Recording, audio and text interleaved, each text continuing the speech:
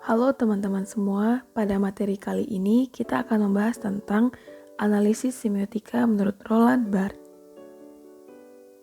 Sebelum masuk pada pembahasan, terlebih dahulu kita lihat semiotik secara umum. Semiotika secara umum singkatnya adalah komunikasi tanpa kata, pengertian simbol, dan tanda-tanda. Suatu kajian ilmu tentang mengkaji tanda, dalam kajian semiotika menganggap bahwa fenomena sosial pada masyarakat dan kebudayaan itu merupakan tanda-tanda. Sebagai pisau analisa, semiotika dapat digunakan untuk mengungkapkan tujuan komunikasi pikiran, perasaan, atau ekspresi apa saja yang disampaikan oleh komunikator terhadap komunikan melalui komposisi tanda. Selanjutnya, kita dapat melihat sejarah singkat dari semiotika. Semiotika merupakan suatu cabang ilmu filsafat yang semula berkembang dalam bidang bahasa, kemudian dalam perkembangannya ikut merambahi bidang seni juga. Nah, semiotika juga memiliki dua bapak besar, yaitu Ferdinand de Saussure dan Charles Sanders Peirce. Roland Barthes merupakan salah seorang semiolog terkemuka di ranah akademisi bidang humaniora atau ilmu budaya yang mempelajari tentang cara membuat atau mengangkat manusia menjadi lebih manusiawi dan berbudaya, khususnya pada studi ilmu komunikasi. Analisis semiotika darinya merupakan gagasan kelanjutan lebih dalam dari pemikiran Ferdinand de Saussure. Yang paling terkenal dari Roland Barthes adalah peta analisis semiotik dua tahapnya, yaitu konotatif yang bukan makna sebenarnya dan denotatif yang makna sebenarnya. Dan semiotika menurut Roland sendiri adalah semiologi adalah tujuan untuk mengambil berbagai sistem tanda seperti substansi dan batasan, gambar-gambar, berbagai macam gestur, berbagai suara musik, serta berbagai objek yang menyatu dalam system of significance. Untuk peta tanda, kotak di bawah merupakan bagan sebenarnya dari analisis semiotika Roland Barthes. Kemudian kita ubah ke dalam bentuk menaik ke atas agar dipahami lebih jelas lagi. Tanda terdiri atas penanda atau signifier, dan petanda adalah signifit. Sebagai contoh, kata pohon merupakan sebuah penanda dari sebuah bahasa, maka petanda secara aspek mental yang muncul dalam benak kita ketika disebutkan kata pohon adalah sebuah tanaman yang berwarna hijau dan memiliki dahan berwarna coklat. Baik penanda maupun petanda tidak dapat dipisahkan satu sama lain. Sistem pemaknaan tersebut merupakan sistem pemaknaan tataran pertama atau sistem pemaknaan denotatif. Roland Barthes menjelaskan dua tingkat dalam pertandaan, yaitu denotasi dan konotasi. Denotasi adalah tingkat pertandaan yang menjelaskan hubungan antara penanda dan petanda, atau antara tanda dan rujukan pada realitas yang menghasilkan makna yang eksplisif, langsung dan pasti. Denotasi lebih diasosiasikan dengan ketertutupan makna. Konotasi adalah tingkat pertandaan yang menjelaskan hubungan antara penanda dan petanda, yang di dalamnya beroperasi makna yang tidak eksplisif, atau tidak langsung dan tidak pasti, artinya terbuka terhadap berbagai kemungkinan tafsiran. Model analisis dari Roland Barthes yang pertama adalah denotatif, yaitu makna kamus dari sebuah kata atau terminologi dari sebuah objek, atau lebih pada umum. Misalnya arti kata kursi, yang ditujukan bagi kursi itu sendiri dengan makna sebenarnya. Selanjutnya adalah konotatif, yaitu makna kultural yang melekat pada sebuah terminologi. Seperti pada contoh sebelumnya, kursi dapat diartikan sebagai jabatan ataupun sebuah kedudukan. Begitu halnya dengan pakaian. Makna konotasi bukan hanya kain yang dipakai, namun memiliki makna luas pada simbol atau status diri, gaya hidup, dan sebuah etika. Selanjutnya metafora, yaitu mengkomunikasikan dengan analogi. Misalnya dalam mengungkapkan kenikmatan dapat digunakan analogi. Contohnya, nikmat tiada tara. Tak ada yang dapat menandingi senikmat ini. Nikmat mana lagi yang dapat kau dustai? Atau dalam melambangkan kecantikan digunakan analogi.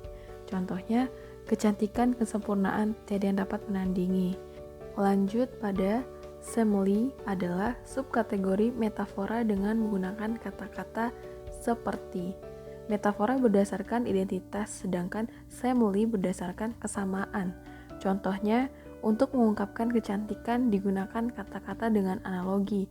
Mukanya seperti bulan purnama yang bersinar, tubuhnya bagai biola, rambutnya terurai ibarat siur melambai. Kemudian ada senedeki, yaitu subkategori metomini yang memberikan makna keseluruhan atau sebaliknya. Artinya, sebuah bagian digunakan untuk mengasosiasikan keseluruhan bagian tersebut. Misalnya penggunaan kata-kata senjata digunakan dengan kata pedang sebagai bagian yang mewakili keseluruhan dari senjata. Contohnya, makhluk dengan manusia, kendaraan dengan mobil. Dan yang terakhir adalah intertekstual atau hubungan antar teks atau sebuah tanda yang dipakai untuk memperlihatkan bagaimana teks saling bertukar satu dengan yang lain, sadar maupun tidak sadar. Misalnya dalam penggunaan plesetan jaka sembung, digunakan untuk menyebut tidak nyambung. Selanjutnya pada konsep semiotika yang dimulai dari signifikasi. Menurut Barth, signifikasi dapat dipahami sebagai sebuah proses yang berupa tindakan yang mengikat petanda dan penanda, kemudian menghasilkan sebuah tanda. Dalam proses tersebut, dua bagian dari sebuah tanda tergantung satu sama lain dalam arti bahwa penanda diungkapkan melalui petanda. Begitu juga sebaliknya. Misalnya pada kata kucing. Ketika kita mengintegrasikan petanda kucing dengan penanda, hewan berkaki 4 yang mengeong, maka bahasa tanda kucing pun muncul. Proses ini disebut sebagai sebuah sistem signifikasi. Dalam semiotika, denotasi dan konotasi adalah dua istilah yang menggambarkan hubungan antara petanda dan penanda. Selain itu, denotasi dan konotasi juga menggambarkan sebuah perbedaan analitis yang dibuat antara dua jenis penanda, yaitu penanda denotatif dan penanda konotatif. Denotasi merupakan apa yang kita pikirkan sebagai sebuah literal bersifat tetap dan memiliki makna kamus, sebuah kata yang secara ideal telah disepakati secara umum. Sedangkan konotasi adalah yang berisi perubahan makna kata secara asosiasif. Menurut Barth, hal ini hanya berlaku pada tataran teoritis. Pada tataran praktis, membatasi makna ke dalam sebuah denotatif akan sangat sulit dikarenakan tanda selalu meninggalkan jejak makna dari konteks sebelumnya. Pada bagian mitos, Barth mencoba untuk mengkonseptualisasikan mitos sebagai sebuah sistem komunikasi. Oleh karena itu, sebuah pesan tidak dapat mungkin menjadi sebuah objek, konsep, atau gagasan, melainkan sebuah bentuk signifikasi. Ia juga menganalisa proses mitos secara jelas dengan menyajikan contoh-contoh yang khusus. Menurut Barth, mitos adalah signifikasi dalam tingkatan konotasi. Naturalisasi mitos adalah sebuah bentukan budaya. Mitos merupakan a second order semiological system.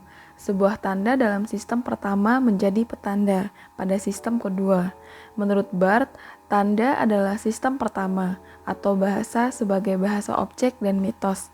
Signifikasi mitos menghapus sejarah atau narasi tanda dan mengisi ruang kosong tersebut dengan makna yang baru. Selanjutnya, mari kita simak contoh iklan berikut ini. Kita tidak bisa memilih di mana dilahirkan, tapi bisa memilih kemana akan melangkah.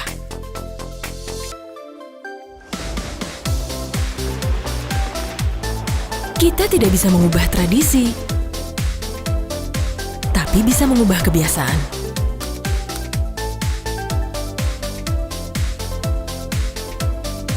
Kita tidak bisa mengikuti keinginan orang lain, tapi bisa mengikuti kata hati.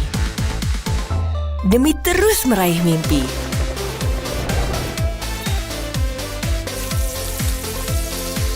Dan menjalani hidup penuh rasa untuk jadi luar biasa.